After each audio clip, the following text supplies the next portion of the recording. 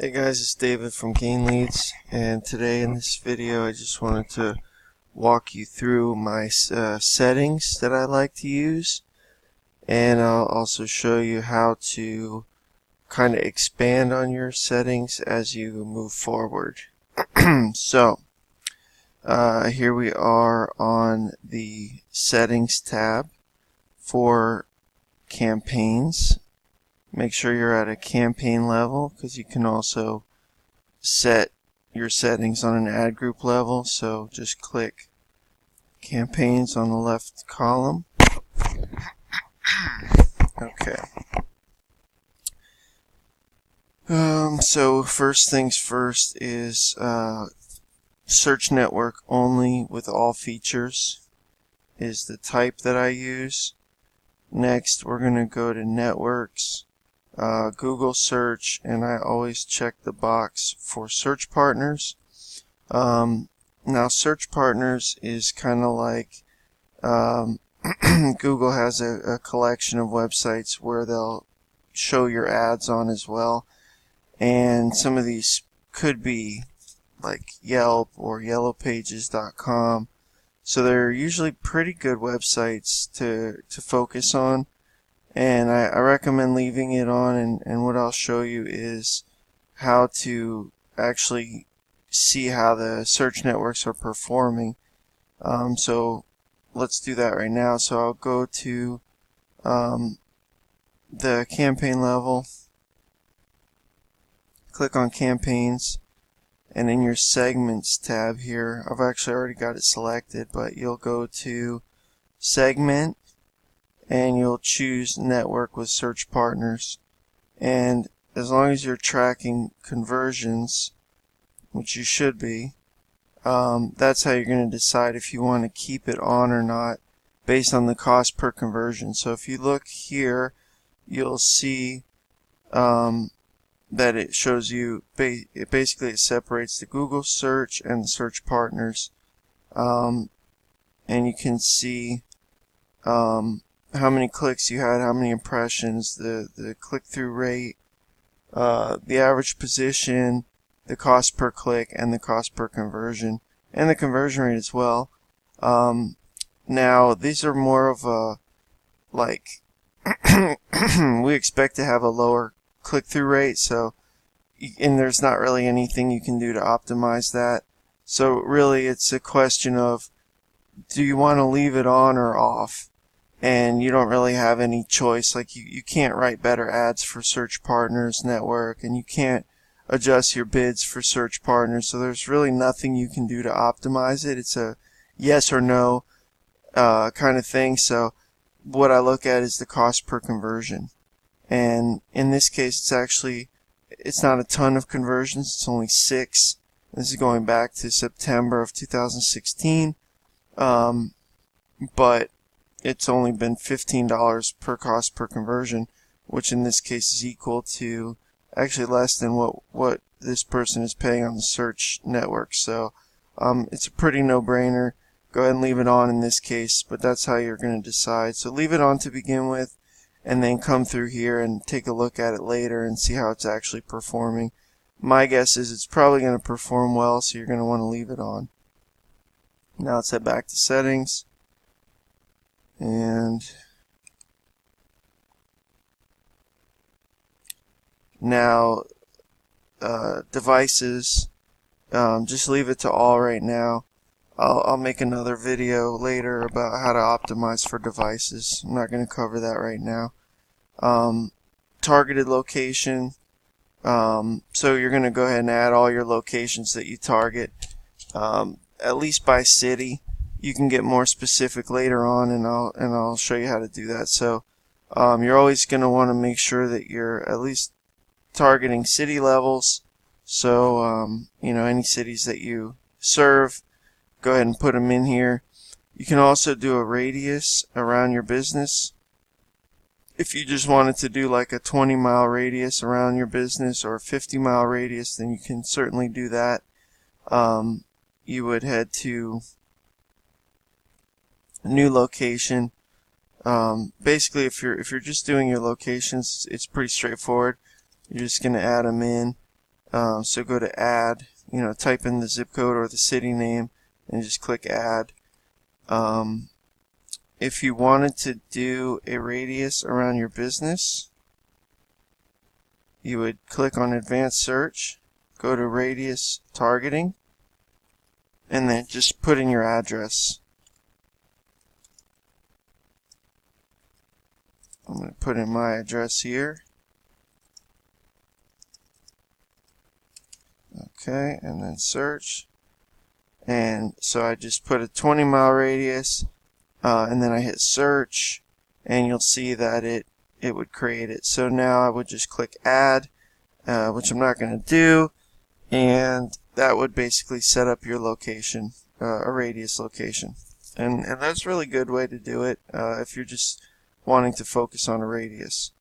Now, so that's that. Now let's show you how to actually, let's go back to settings. Let's show you how to actually figure out which locations are working well for you.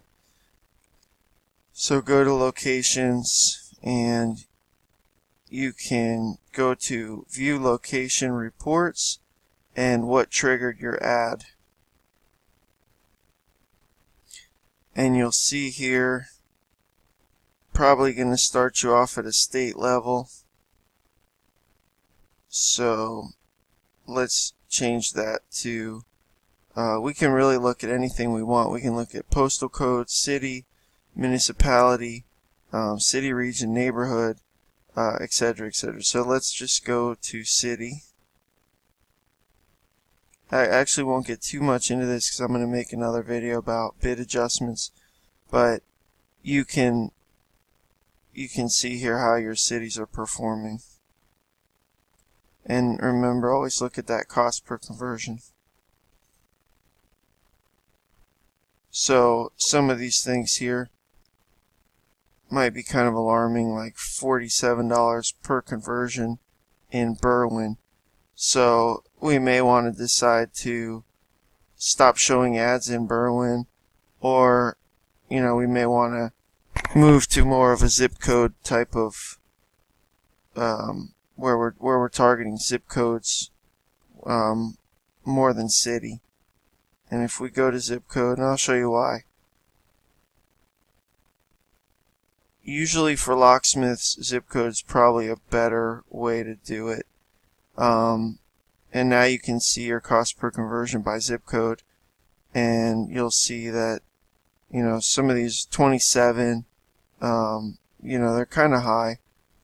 And I think the problem with this campaign in general is just overbidding. This person's always in the kind of high position, usually number one, like between 1 and 2. And so I've just set in place some bid adjustments to get them down to 2 to 3, between 2 and 3. Alright, so that's enough on location. And then what you can do is you can actually just add in these locations. So you could go to add targets and set bid adjustments. So if you don't have these listed, let me go back. So if these aren't listed here, then you can't set bid adjustments. And bid adjustments are how you'll either raise your bid or lower your bid based on performance. Performance being cost per conversion. So now let's go to target. Probably want to only target people in your targeted in your location. So I would select that. That's what I would recommend. But you can also target people in searching for or who show interest in your targeted location.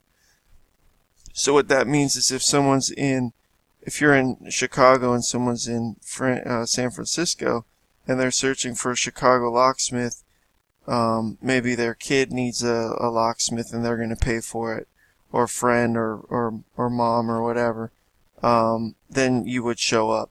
But that could also be someone who's doing like SEO research or Adwords research, or it could be like a bot that's just searching from somewhere outside. So you may not want to show up for that. And you can always look through your location report like we just did, and you'll see if you're getting places outside your area.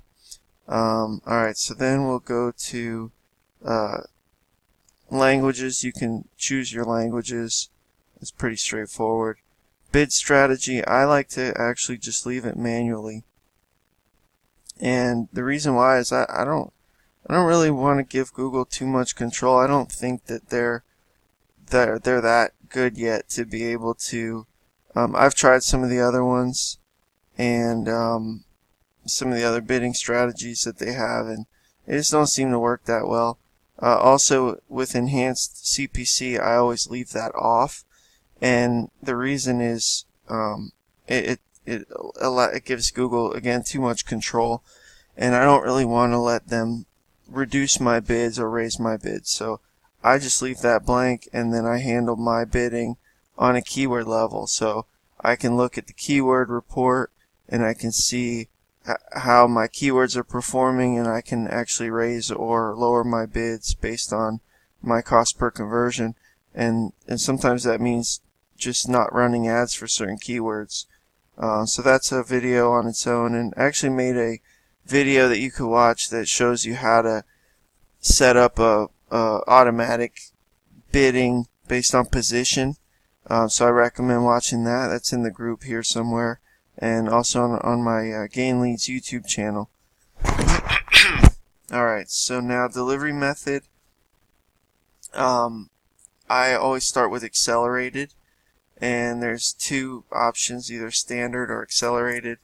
And basically, it just standard kind of lets Google decide when they want to show your ads, what search queries they want to show your ads for. And I'll use that sometimes if I have a campaign that's meeting their daily budget every day. Then I'll switch to standard. If they're not, then I'll use accelerated. And so typically I'll start off with accelerated. And if your campaign is meeting its daily budget every day, then you may want to switch to standard and test it out and see how it works for you. But to start off with, I recommend accelerated, and usually accelerated in general.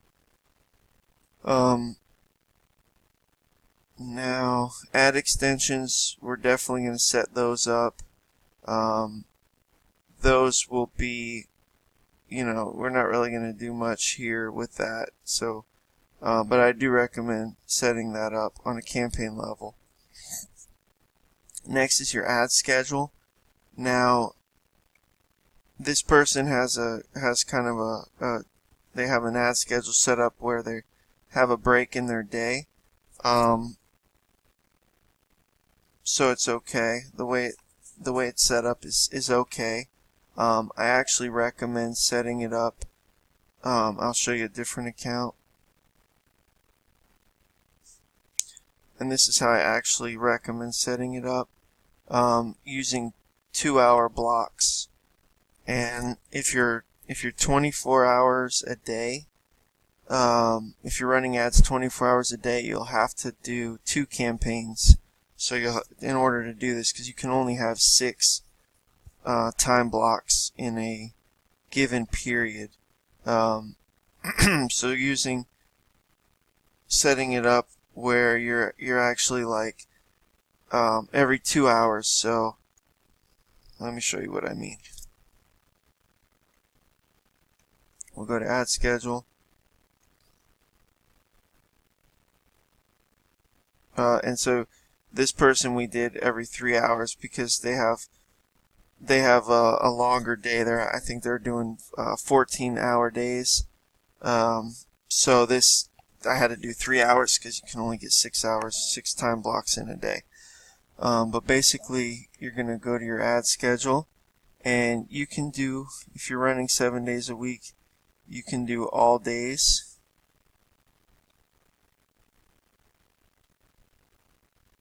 Let me just see.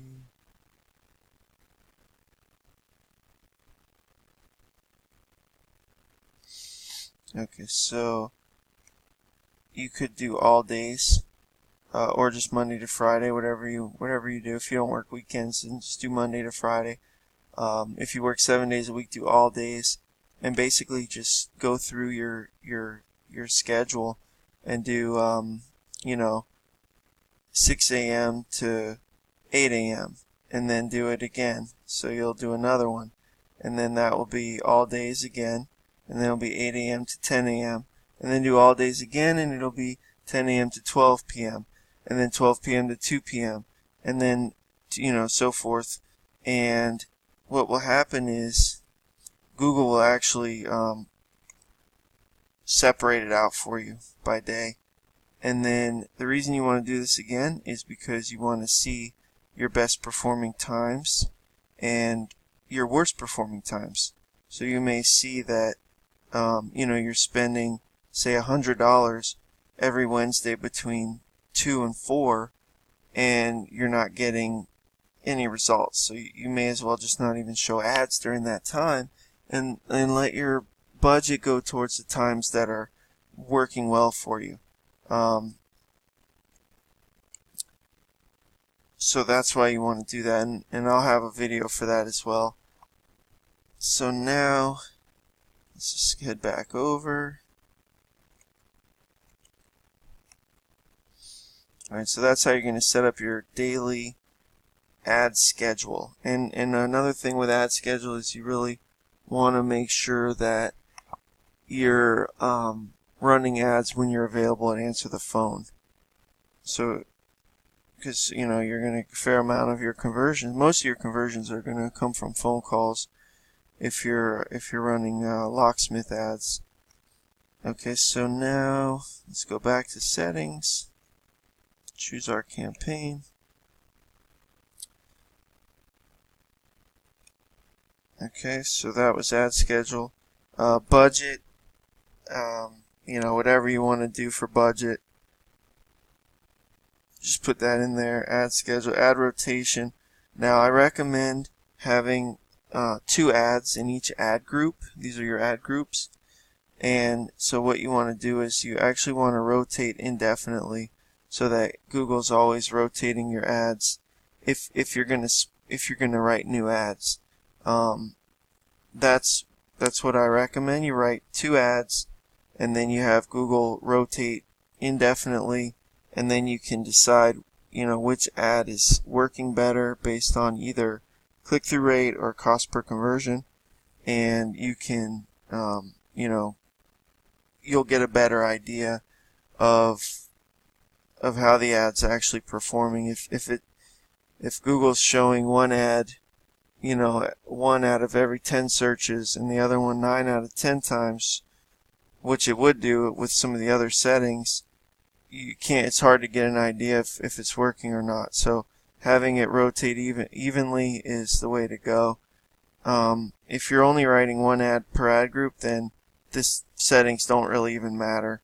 The other thing you could do is, if you're not going to write new ads, at least have 2 ads in there. And if you're not going to keep writing new ads, then just choose optimize based on the best performing ad. That's okay to do, or optimize per conversions if you're getting a lot of conversions. But otherwise, just do rotate indefinitely and work on your ad copy. So write a new ad, pause the old ad that's not working well, keep the ad that's working better, and then write a new ad to try to beat it. And these other things here we're not going to talk about. Tracking templates we don't really need to talk about. I'm just doing this because this person is using CallRail, and this allows me to see the keyword data that shows up inside of CallRail. So that's it for settings. If you have any questions, feel free to contact me, or just ask in the group. And that's it. Thanks. Have a great day. David from Gain Leads.